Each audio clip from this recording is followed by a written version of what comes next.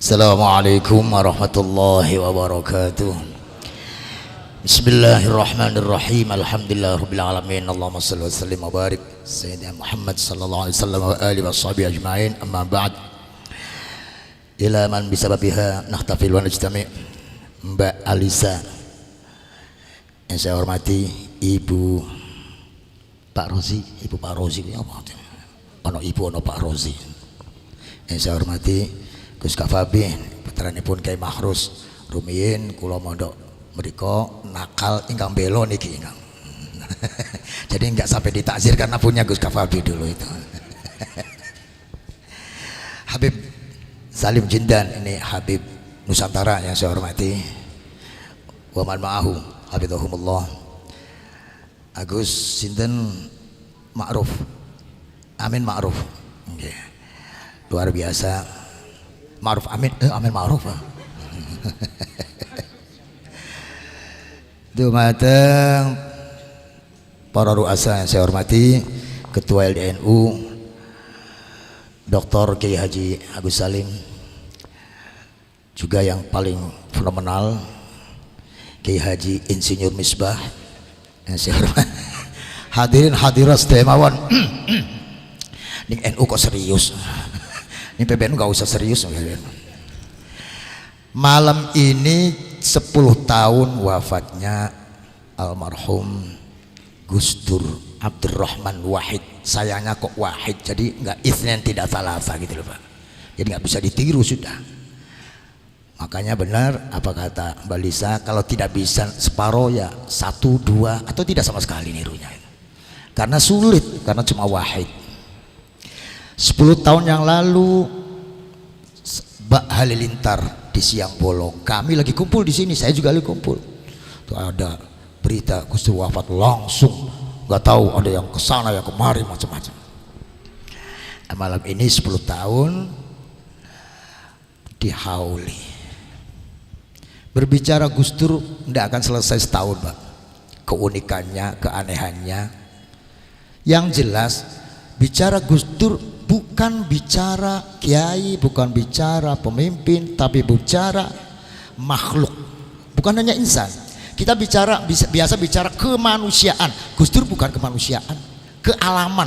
Jadi ya manusianya, ya binatangnya, ya rumputnya, semuanya itu. Jadi kalau biasa kita kenal dengan manusia, kemanusiaan. Gus Dur lebih pada kemanusiaan.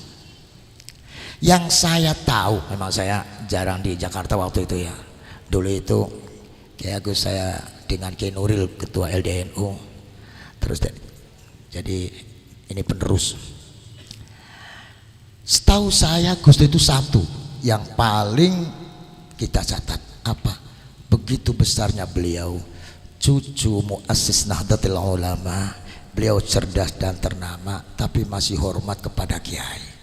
Kalau dengan kiai sepuh itu walaupun sulit begini duduknya Gus Dur itu. Nah ini yang sukar. Yang sukar kita tiru adalah takzim pada ulama. Para bapak-bapak yang saya hormati, apa yang kita ambil dari Gus Dur adalah Gus Dur tidak melihat siapapun, yang dilihat adalah manusia, yang dilihat adalah makhluk. Inilah yang didoktrin oleh Allah. Awal surat dalam Al-Quran yang diturunkan oleh Allah, 3 surat ternyata tidak menyebut kalimat Allah, tapi menyebut kalimat Rabbu. 3 surat. Yang pertama 1 surat Al-Alaq, kedua surat Al-Muddathir, ketiga surat Al-Muzammil, baru diturunkan yang 4 adalah surat Al-Fatihah. Tapi ini yang ahli ini Kiai Zaki Mubarak, mana orangnya tadi? Oh Gus Coy, ya Allah saya mohon maaf ini Gus Coy Gus Khairi itu anak yang hilang ya. Kembalinya anak yang hilang. Rahimahullah. Pada surat pertama Allah tidak menyebut Allah ya. Coba kita lihat, ada Allahnya tidak? Iqra bismi rabbikal ladzi khalaq, khalaqal insana min 'alaq. Iqra wa rabbukal akramul ladzi 'allama bil qalam, 'allamal insana ma lam ya'lam. Ma yujad kalimat Allah Tidak ditemukan kalimat Allah di situ. Yang ada adalah Rob. Surat yang kedua diturunkan adalah surat Al-Muddathir. Ya ayyuhal muddathir qum fa'anzir wa rabbaka fakabbir wa thiyabaka fatahhir warrujza fahjur wala tamnun tastakthir wali rabbika fasbir. Surat yang ketiga adalah Muzammil. Ya ayyuhal muzammil qumil laila illa qalila nisfahu aw inqus minhu qalila aw zid alaihi warattilil qur'ana tartila inna sanulqi alaika qawlan thaqila inna nashiatal laili hiya ashaddu wata'aw wa aqwamu qila inna laka fin nahari sabhan tawila wadhkur isma rabbika wa tabattal alaihi tabtila. Tidak ada kalimat Allah, yang ada kalimat Rob. Apa itu Rob dan Allah? Rob itu Rabbul Alamin. Kalau Allah ma'budul mu'minin. Rob ini bahasa supaya bisa dipahami ya.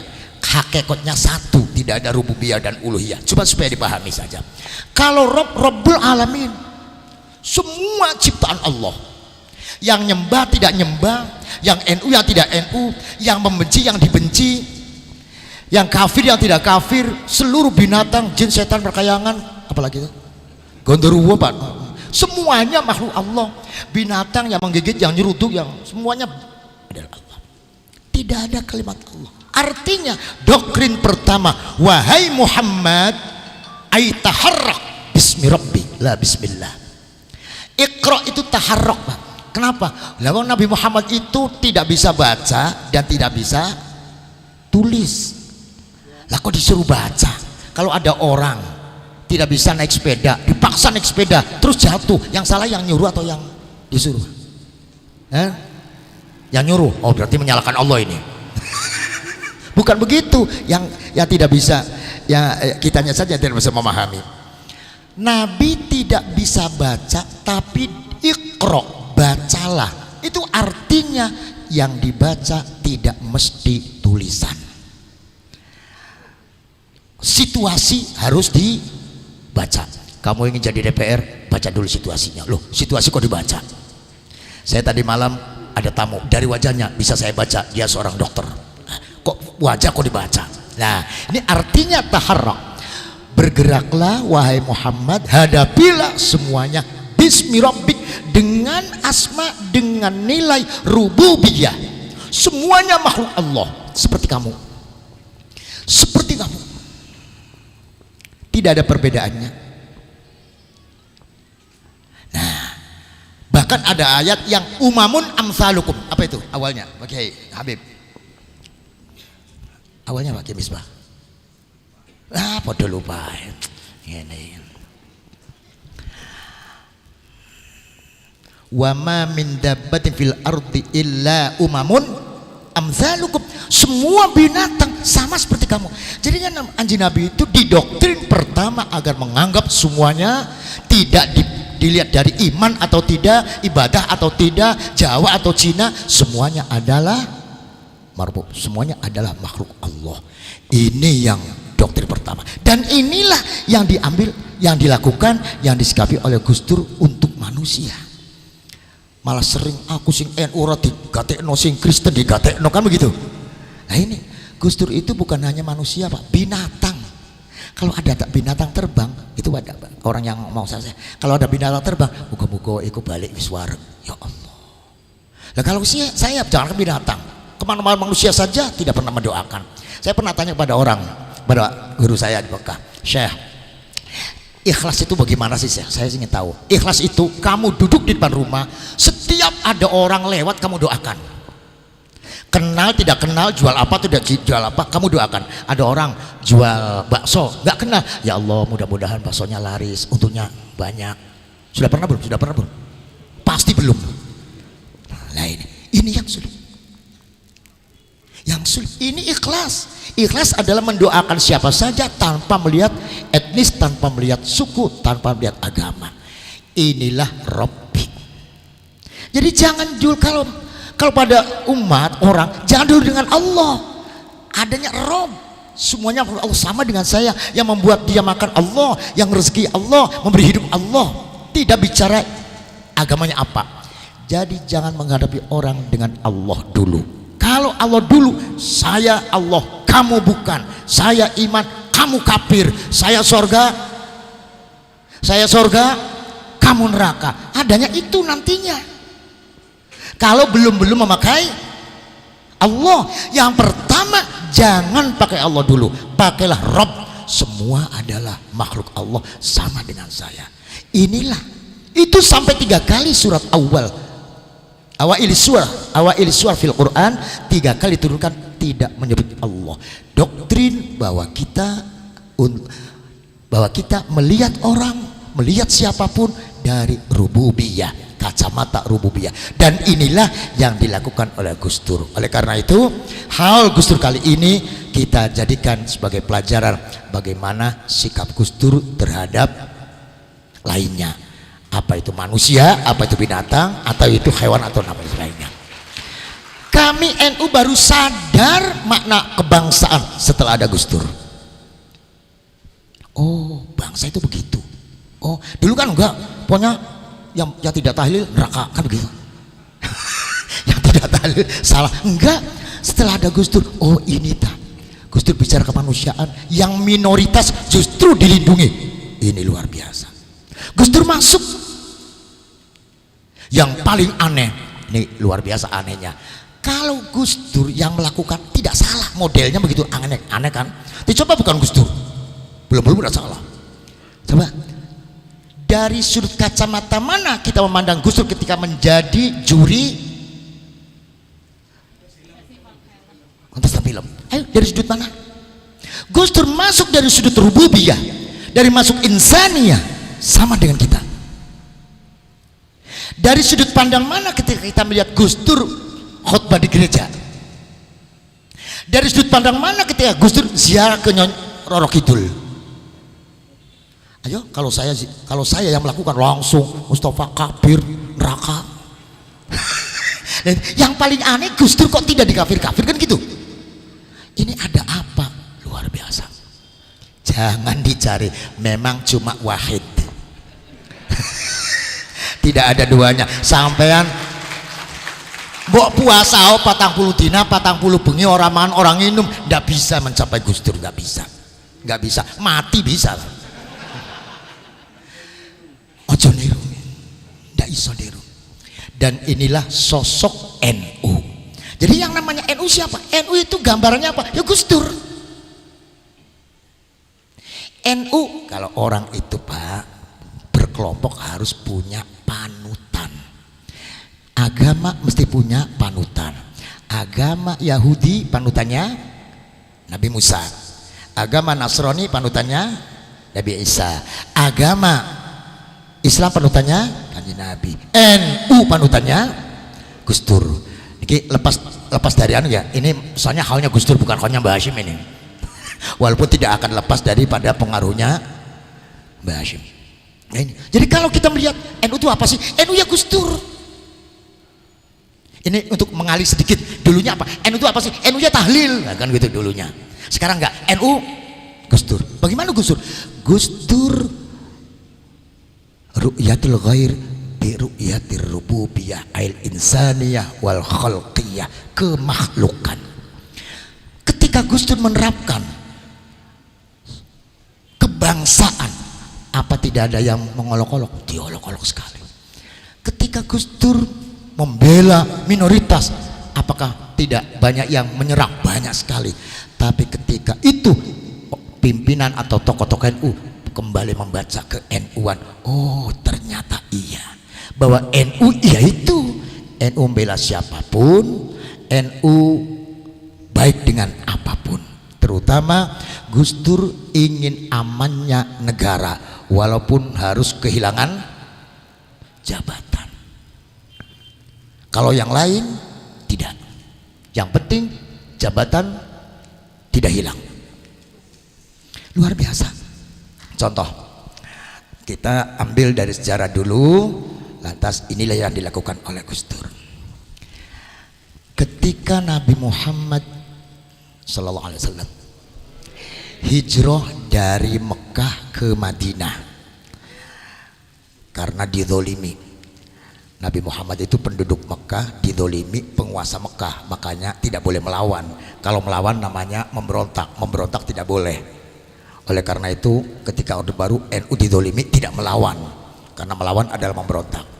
Ketika Nabi Muhammad hijrah dari Mekah ke Madinah, Nabi Muhammad pidato yang dipidatoi Mekah, midatoi Mekah. Ya Makkah, wallahi innaki la ahabbul ardi ilayya walaula anni ukhrijtu minki ma kharajtu. Wahai Mekah, demi Allah engkau bumi yang paling aku cintai. Kalau bukan saja karena aku diusir, tidak mungkin aku keluar. Ini catat, innaki la ahabbul ardi ilayya, wallahi demi Allah engkau bumi yang paling aku cintai. Nabi Muhammad mencintai Mekah. Kenapa? Karena Mekah adalah tempat tinggal. Tempat tinggal itu adalah tanah air. Berarti Nabi Muhammad mencintai tanah air. Itu namanya Nabi Muhammad nasionalis. Luar biasa. Kalau kita kan baru NUis, lebih kecil lagi tahlilis lah gitu lah. Kalau Nabi Muhammad enggak, nasional. Ketika Nabi Muhammad sampai di Madinah, Nabi Muhammad berdoa. Tadi hadits rawi Ahmad. Sampai di Madinah Nabi Muhammad berdoa, Allahumma habib ilainal Madinah ka hubbina Makkata au asyadda. Ya Allah, aku minta agar bisa mencintai Madinah sebagaimana aku mencintai Mekah, bahkan lebih. Al hadits rawahul Bukhari wa Muslim. Karena Kanjeng Nabi akan domisili di Madinah, maka Kanjeng Nabi sampai minta bisa mencintai Madinah. Artinya bisa mencintai tempat tinggal, bisa mencintai tanah air, bisa menjadi tempat yang aman. Mencintai tanah air, itulah nasionalis. Persoalannya, kenapa Nabi Muhammad mencintai? Dari hadits ini maka Mbah Yai dulu, Mbah Hashim itu Syekhul Akbar Kiai Hasyim Asy'ari. Itu ada syaratnya itu Pak. Jadi ada syaratnya. Harus hafal minimal 6 kitab. Sunanul Sittah, Bukhari, Muslim, Abi Dawud, Tirmidzi, Nasa'i, Ibnu Majah, wa Ziyadah, Muwatta. Itu baru boleh menyandang syekh, baru boleh. Kalau sudah hafal 6 kitab, 20.000 lebih hadits yang hafal oleh Mbah Hasyim Asy'ari. Masa kalah dengan orang yang hafalnya cuma 1, kullu bid'atin.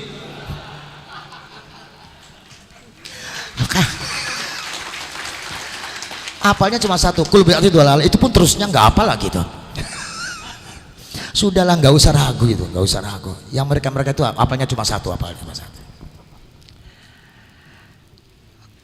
Itu dulu syaratnya 6 kitab. Baru syekh. Nah sekarang enggak. Soalnya ada Syekh Puji gitu. Syekh Puji kira-kira hafal hadits berapa Syekh Puji itu? Apalagi ada Syeker. Nabi Muhammad sumpah mencintai Mekah, berdoa pengen bisa mencintai Madinah. Kenapa? Karena kalau mencintai menjaga, bisa menjaga itu apabila mencintai. Saya menjaga istri karena saya mencintai istri lah. Kalau saya tidak mencintai istri, silakan saja mau ditubruk sapi, mau di kami jaga karena saya mencintai. Lah kalau jaga aman, kalau aman ibadah aman. Lah ini jadi tujuan kita ibadah, dakwah, wajib bisa ibadah. Kalau aman maka mengamankan negara untuk bisa ibadah dalam negara tersebut adalah mimma la yatimul wajib illa bihi fahuwa wajib. Kalau tidak aman nggak bisa ibadah. Contoh, saya pernah ke Palestina. Sampai Palestina sudah malam, mestinya ke masjid dulu karena masjid yang ketiga setelah masjid Mekah. Itu yang sunnah diziarahi. Selain masjid 3 tidak sunnah diziarahi. Oh, kan sebelum ini kan banyak orang ziarah ke Masjid Kuba kan gitu aja. Itu tidak sunnah, itu tidak sunnah. Istiqlal tidak sunnah, itu tidak sunnah. Nah kalau sudah masuk sunnah sholat tahiyatil. Tapi kalau kemana ziarah pengen melihat Istiqlal. Enggak sunnah, enggak sunnah. Yang sunnah cuma 3. Masjid Haram Mekah, Masjid Nabawi, Masjid Aqsa. Mestinya saya ke Masjid Aqsa karena sudah malam, Masjid Aqsa kelihatan terang, lampunya terang. Tapi karena sudah malam, ke hotel dulu. Saya di hotel mau sholat, saya panggil penjaga, ya Syekh Ta'al fan kiblah, Pak saya mau sholat kiblatnya mana?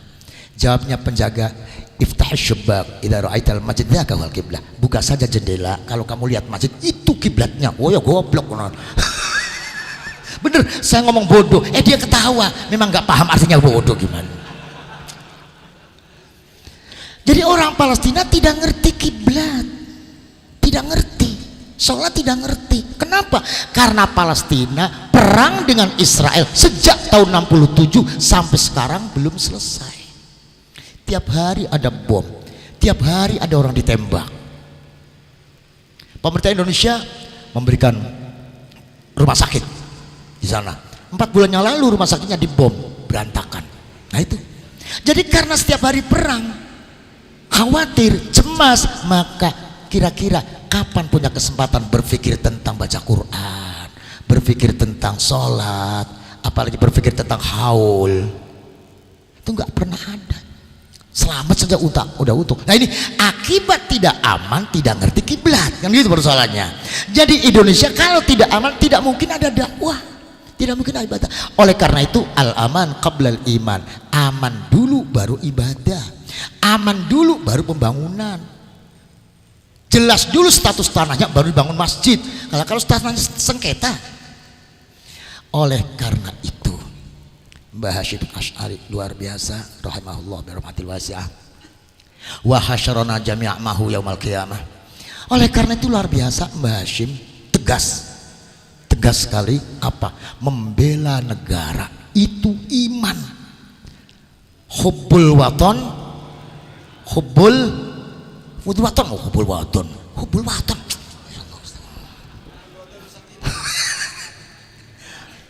Mencintai negara itu unsur keimanan, berarti ibadah, berarti pahala. Kalau mencintai, kita menjaga. Oleh karena itu luar biasa kiai-kiai turun sampai perang. Kita kenal dengan 10 November, murni perangnya kiai, santri, rakyat, pejuang, itu murni, nggak ada senjata, nggak ada gajian. Bahkan ini harus orang NU harus tegas bahwa ada peranan ulama 10 November karena semangat dari putusan fatwa apa? Resolusi jihad, yang hal ini dihilangkan oleh Profesor Ruslan Abdul Ghani yang mengatakan bahwa dalam merebut peperangan tidak ada peranan kiai dan santri. Itu tahu era tahun 90-an. Tidak ada itu peranan ulama, tidak ada peranan santri. Untung ada Gus Dur. Lah ini Gus Dur lagi saja, Pak. Gus Dur minta kepada Bapak Agus Sunyoto agar mencari kebenaran. Pak Agus Sunyoto mendapatkan 2 koran terbit tahun 45 menyatakan ada fatwa resolusi jihad. Pak Agus Sunyoto ketemu dengan Frederick Hen, siapa itu penulis dari Amerika itu juga dia mengatakan bahwa ada fatwa resolusi jihad tahun 45 dan ditemukan dalam arsip nasional 3 tulisan dengan berbagai macam bahasa. Itu ada resolusi jihad. Ya Allah. Perang kiai, perang mati-matian, nggak ada gajian. Bulan Agustus belum ada tentara, September belum ada tentara, baru ada tentara 5 Oktober, itu pun komandannya Kiai Melulu. Ya sudah, nggak ada gajian, nggak ada senjata, lah kok menang, kan luar biasa itu. Lah kok menang, hebat. Setelah menang, biar paham saja, sebetulnya nggak begitu. Setelah menang, lantas dibuatlah negara. Kira-kira negara apa yang memerdekakan, yang merebut kemerdekaan? Bukan Islam saja, Protestan, Katolik, Buddha, Hindu, Konghucu ikut berjuang. Kalau dibuat negara Islam, apakah yang Kristen terima? Kalau dibuat negara Kristiani, apakah yang Buddha terima? Tidak akan terima. Maka dibuatlah konsensus. alama qala li, putranya Kiai Mujib Ridwan, Kiai Ridwan namanya Kiai Mujib, itu Mbah Hasyim Asy'ari rahimahullah ngumpulkan kiai di Surabaya istikharah nyuwun kepada Allah, ya Allah negara apa ini enaknya. Istikharah 3 malam. Yang 1 malam Kiai Hasyim Asy'ari sholat 2 rakaat. Kok cuma 2? Iya 2. Wow, banyakan saya dong. Dengarkan dulu, Kiai Hasyim Asy'ari 2 rakaat. Yang rakaat pertama suratnya surat Al-Kahfi 41 kali, rakaat kedua surat Taubat 41 kali. Kalau sampai yang melakukan langsung pingsan, Pak. Lantas pagi mendapatkan isyarah ilahiyah bahwa akhirnya sepakat agar bisa mencakup semuanya, menghargai semuanya, yaitu apa? Dibuatlah dasar yang tidak bertentangan dengan agama, dengan Islam, yaitu Pancasila. Kami yakin Pancasila itu adalah sebagian besar pendapat kiai dari kiai dan kiai dari Allah, yakin benarnya. Oleh karena yakin benarnya, kami akan mati-matian membela Pancasila. Siapapun yang datang merubah Pancasila akan kami hadapi, walaupun mereka datang berjubah pakai serban seperti Kiai Misbah, saya tolak. Hadapan kami banser di depan, terutama banser Eko. Lihat banser Eko, potongannya begitu tapi ya begitu. Saya pertama kali yang SMS, yang telepon pada Pak Sekjen, panggil itu banser itu, beri kesemangatan hidup. Masya Allah, luar biasa. Kalau saya waktu jadi Eko, saya jotos itu orang, Pak. Itu Eko nggak jotos apa memang nggak berani ya? Kok berani nggak sih kamu kok? Tapi Eko adalah satu pelajar yang luar biasa. Pada bahasa-bahasa lain jangan dahulu. Para bapak yang saya hormati,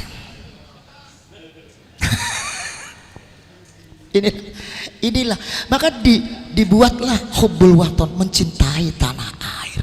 Agar apa? Agar menjaga. Kalau menjaga aman, kalau aman kita bisa dakwah, bisa ibadah. Nah gitu, itu kesimpulannya yang gampang dicerna. Setelah Nabi Muhammad SAW datang di Madinah, qala adzabani rabbi fa ahsana ta'dibi, aku selalu dibimbing oleh Allah. Nabi Muhammad bingung kan? Apa tuh? Bingung itu menurut saya bingung. Hakikatnya wallahu alam, menghadapi masyarakat ada Yahudi, ada Nasrani, ada musyrik. Ayo bagaimana? Dibimbing Allah. Muhammad, la yanhaakumullahu 'anil ladzina lam yuqatilukum fid din wa lam yukhrijukum antabarruhum wa tuqsitu ilaihim innallaha yuhibbul muqsitin. Muhammad, antabarruhum wa tuqsitu ilaihim, berbuat baiklah kepada siapapun, bersikap adillah kepada siapapun mereka yang tidak memusuhi kamu. La yanhaakumullahu 'anil ladzina lam yuqatilukum fid din, asal mereka siapapun, agama apapun, etnis apapun, suku apapun yang tidak memusuhi kamu, kamu harus berbuat baik dan bersikap adil. Luar biasa. Ini kebangsaan yang diterapkan keadilan, bukan agamanya kamu apa, keadilan. Kepada siapa saja, agama apa saja harus bersikap adil, harus bersikap baik sepanjang mereka tidak memusuhi kita. Nah, mari kita tarik benang merahnya di Indonesia. Indonesia ini Protestan, Katolik, Buddha, Hindu memusuhi kita atau tidak? Jawab, memusuhi kita tidak? Tidak, maka kita harus berbuat baik, harus bersikap adil. Satu contoh, waktu itu ada seorang muslim bernama Ti'mah mencuri. Yang dicuri itu adirah, pondok niku kelambi kere, pondok kelambi perang. Itu kalau film-film kolosal kan biok itu, kalau orang kaya ada emasnya, itu mahal. Dicuri oleh Ti'mah, disembunyikan di rumahnya orang Yahudi bernama Zaid. Setelah disebutkan, Ti'mah menyebar berita, Zaid mencuri, Yahudi mencuri. Namanya berita apa? Berita hoax, ya, berita hoax. ini nanti akan tahu akibat menyebarkan berita hoax akan apa. Naudzubillah. Rame Yahudi mencuri, sampai ada orang yang lapor pada Nabi, wahai Nabi, Yahudi mencuri. Mencuri, iya. Ada bukti? Ada saksi? Ada. Hampir Nabi Muhammad percaya karena ramenya berita. Walidzalik al batil bila nizam, al haqq bila nizam yaghlibuhul batil binizam. Persoalan hak tapi nggak ada beritanya, hilang. Persoalan batal, beritanya banyak, percaya. Berita Said Akhil Syiah, percaya, beritanya banyak. Kan begitu ya, namanya juga berita banyak. Nabi hampir percaya. Begitu hampir percaya, malaikat Jibril, fanazala Jibril, malaikat Jibril datang membawa ayat surat An-Nisa, wa may yaksib khati'atan aw ithman thumma yarmi bihi bari'an faqad ihtamala buhtana wa ithmam mubina bi khusus sabab la bi umumil lafz. Orang yang mencuri lantas menuduh orang lain mencuri padahal orang lain itu tidak mencuri, maka yang menuduh dosa besar. Itu artinya orang yang mencuri lantas menuduh orang lain mencuri padahal orang lain itu tidak mencuri, maka yang mencuri dosa besar. Jadi Yahudi tidak mencuri. Yang mencuri Ti'mah. Kaget Nabi karena yang menyebar berita adalah Ti'mah. Langsung Nabi Muhammad perintah, tangkap Ti'mah. Ti'mah dikejar, lari ke Mekah, fartadda wa kharaja 'anil Islam. Dia murtad. Ini harus dicamkan ya, orang yang menyebarkan berita hoak yang menimbulkan fitnah apalagi permusuhan itu akan naudzubillah.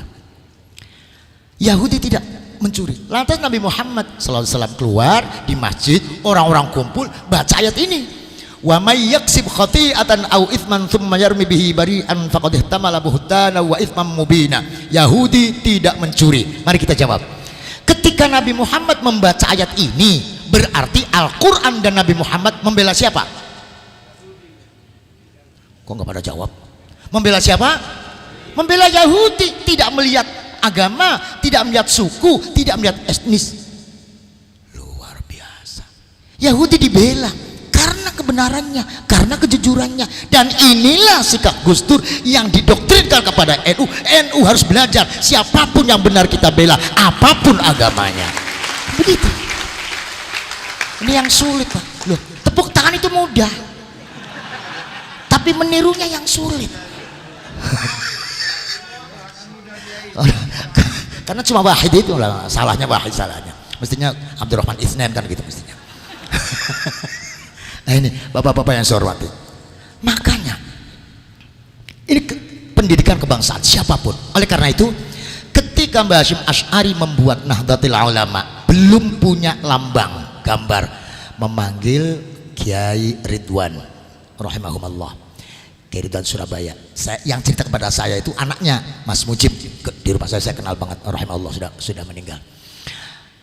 Kiai Ridwan sampean damel gambar NU nggih pun monggo damel NU. Keluar Kiai Ridwan pusing, ya Allah, belum ada internet loh, belum ada Google. Kalau sekarang gambar apa saja aja, sampai mau buat rumah gambar model apa saja, apa sampai mau beli mobil bekasnya agak lama, mau beli mobil bekas, itu gambar mobil, merek mobil apa saja ada di Google. Wah, luar biasa sekarang. Nah itu belum ada apa-apa, gambarnya dari mana? Tapi santri dulu diperintah Kiai bisa inggi, tidak bisa juga inggi, itu dia beda santri dulu. Coba santri sekarang datang lagi, Kiai ongkosnya mana? Itu bedanya NU dulu dengan NU sekarang. Santri milenial. Loh, kurang ajarnya santri sekarang. Lah Kiainya kan jawab, saya tidak punya ongkos, gampil Pak Kiai, ngepo proposal. Kurang ajar. Kiai Hasyim Asy'ari salasata layal, 3 malam minta kepada Allah, tidak dapat, tidak hasil. Akhirnya Kiai Ridwan ke Sunan Ngampel tawassul. Nah, tawassul ini hanya milik NU, hanya milik NU. Muhammadiyah tidak punya tawassul, apalagi PKS. Ya Gus. Nam. Aywa wahabung salafun hadza istilahnya Habib Zindan.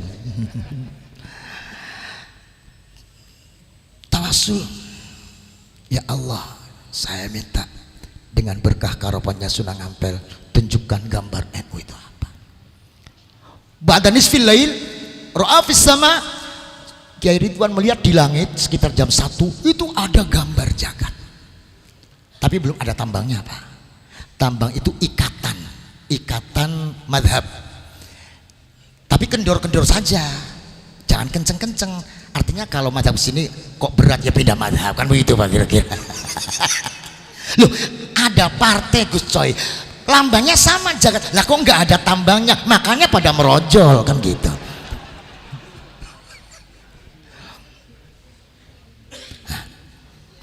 Jagat, belum ada bintangnya. Ditinggal baca Quran masih ada, ditinggal sholat masih ada, ditinggal wiridan masih ada.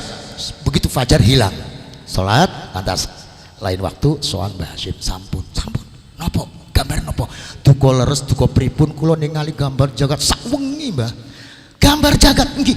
Alhamdulillah Allah ngisyaraken NU gambar jagat, berarti NU kudu bisa ngayomi wong luar biasa, harus bisa ngayomi wong sejagat. Mulane Eko ora jengkel mergo ngayomi kan ngono. Endi basere mau ngayomi buat kalah ya ora ngerti. Ora.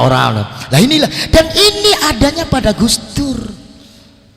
Agama lain diayomi, bintang film diayomi. Ora kok nonton film Korea kafir ya ora. Nonton film kok ya Allah. Bagaimana menciptakan kehalusan? Putusan Munas NU bahwa wong kafir, wong luar Islam ojo disebut kafir, nah yang disebut non muslim. Itu namanya apa sih? Menjaga riayah, menjaga perasaan biar jangan ndak enak toh ono wong orang Islam terus ketemu nang dalan, loh kowe nang bir lah kok parpir. Setelah NU memutuskan non muslim, ada kiai, ada ustadz yang biasa pidato di TV, ustadznya namanya ujian akhir semester.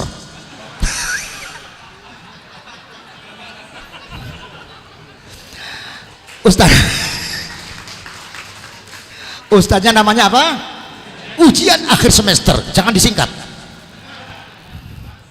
Pidato saudara-saudara, kalau sekarang sebutannya non muslim berarti ada ayat Quran yang dirubah. Dulu Qurannya qul ya ayyuhal kafirun, sekarang qul ya ayyuhan non muslim. Oh, berarti HTINT.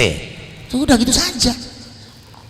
Lah ini. Jadi hati-hatilah orang itu, jangan mantuk-mantuk. Wah hebat ya, jangan dulu hebat gimana? Nanti dulu sejalan tidak dengan NU. NU itu kebangsaan, siapa saja. Masya Allah, luar biasa. Itu makanya kalau ada orang ketubruk mobil kudusrak, tolong Banser datang ke Kiai, ada orang tabruk mobil minta tolong pakai tolongin. Nanti dulu Islam enggak. Banser lari datang lagi, Islam pakai tolongin. Nanti dulu NU bukan. Coba NU nanti NU nya garis mati duluan itu, mati dulu. Tidak bisa. NU harus siapa saja dibela, siapa saja dilindungi, siapa saja diayomi, siapa saja. Makanya bersama NU tenang. Coba melihat Banser, lihatlah pakaiannya loreng, apa menakutkan? Tidak, karena saya tahu itu belum lunas pakaiannya.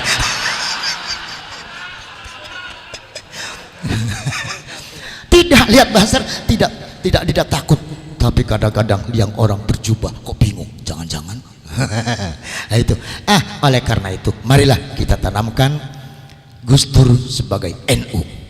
NU mempunyai apa? Mengayomi seluruh jagat, orang yang dijagat. NU tugasnya dua, himayatud daulah wa himayatud din, menjaga negara dan menjaga agama. Di pundak-pundak bapak-bapak inilah NU.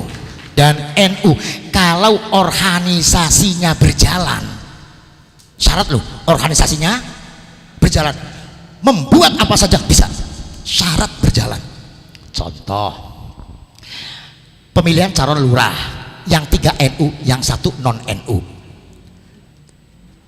Kalau tidak ada yang mundur mesti kalah, sebanyak apapun dibagi 3 kan, kalah. Coba kiainya kumpul, suryanya ngomong dawuh yang maju nomor siji wae, satu saja yang maju, yang dua tiga mundur ya. Jadi itu pilihan bupati, pilihan gubernur, pilihan presiden. Jadi tetapi karena tidak berjalan, ini suruh mundur nggak mau, sudah nggak mau, yang lain itu masya Allah NU tahlilnya NU, marhabanannya NU, manakibannya NU. Begitu pilihan sopo aja ngono duit malah yang ada duitnya lah ini rep itu masya Allah Gusti ya, jangan diingkari ya begitu ya begitu itu. Memang kalau sudah bicara duit Pak, ya Allah Gusti, jangankan sesama, kepada kiai pun sudah berani. Itu kalau sudah duit loh, kepada kiai berani duit. Nabi Isa alaihi salam pernah jalan-jalan di tepi laut, di tepi hutan.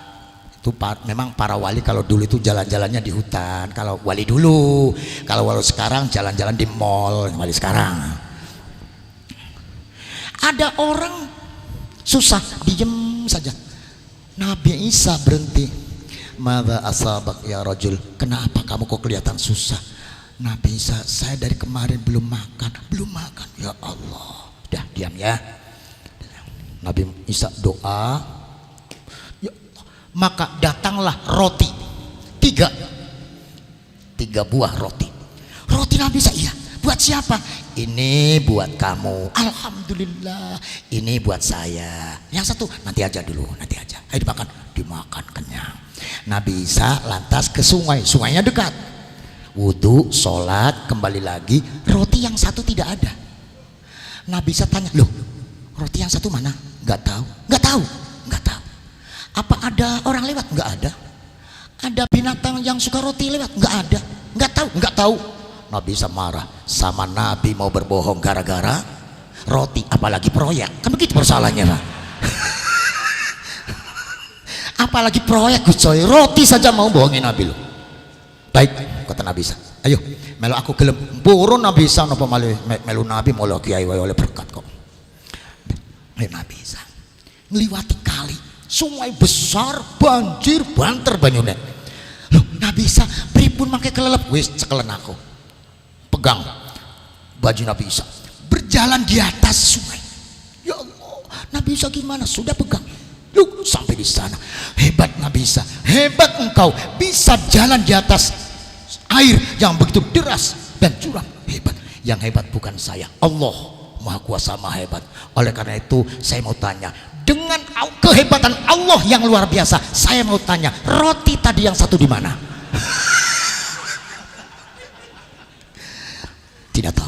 Tidak tahu. Itu orang Bang, demi perut, padahal sudah ada dalil, sudah ada bisa di jalan di atas air, masih bohong. Luar biasa itu. Kira-kira di NU ada nggak ya gitu?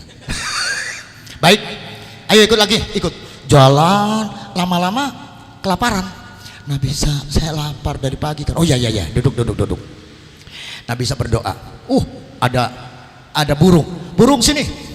Datang burung, dipotong Nabi Isa, dicabuti bulunya, dibakar, dimakan, masak, dimakan, enak sekali. Sudah habis, enak sekali, diambili tulang-tulangnya, bulu-bulunya, bismillah, jadi lagi, terbang. Orangnya melongo,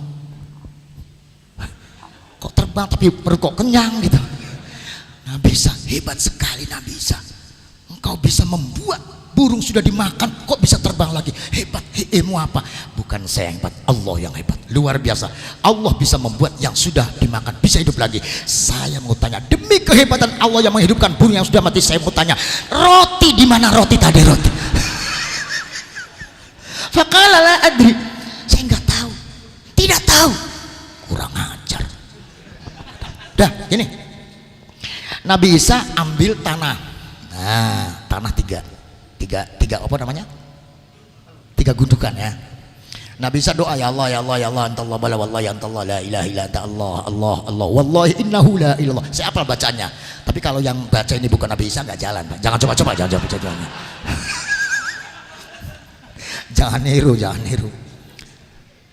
Bismillah, jadi emas tiga gunung. Ya Allah, apa Nabi Isa? Emas. Mas, banyak sekali. Untuk siapa? Ini untuk saya. Lah ini untuk kamu. Lah itu yang satu untuk yang manroti. Nah, saya itu tadi saya yang Jadi kalau sudah bicara masalah uang, jujur dan bohongnya itu demi uang, Pak. Lah ini mana organisasi bisa jalan kalau begini, Pak. Makanya saya dampingi saja. Saya khawatir ketua NU begitu nanti, ketua LDNU. Nah ini oleh karena itu godaan kita untuk menjalankan organisasi dengan baik adalah al-uang. Di mana-mana al-fulus. Ternyata Gus Dur itu seringkali minta uang sama anaknya. Tanya tuh Mbak Alisa, di Jogja itu dimintai uang. Loh, sampean kok Gus Dur semua sugi jual duit, orang tuh duit. Ya Allah. Lah kalau sampean dimintai istri, bohong kan udah punya uang, padahal ada. Itu Habib. Nah, oleh karena itu malam ini sebagian kecil daripada hayati Gus Dur adalah Nahdlatul Ulama. Jadi kalau ingin tahu NU maka ketahuilah Gus Dur.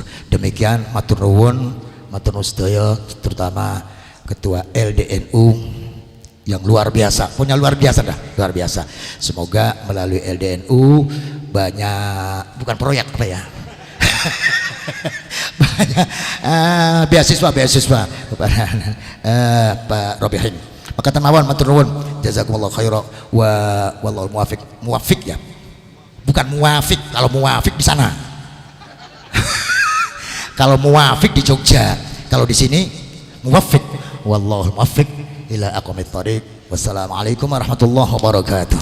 Waalaikumsalam warahmatullahi wabarakatuh.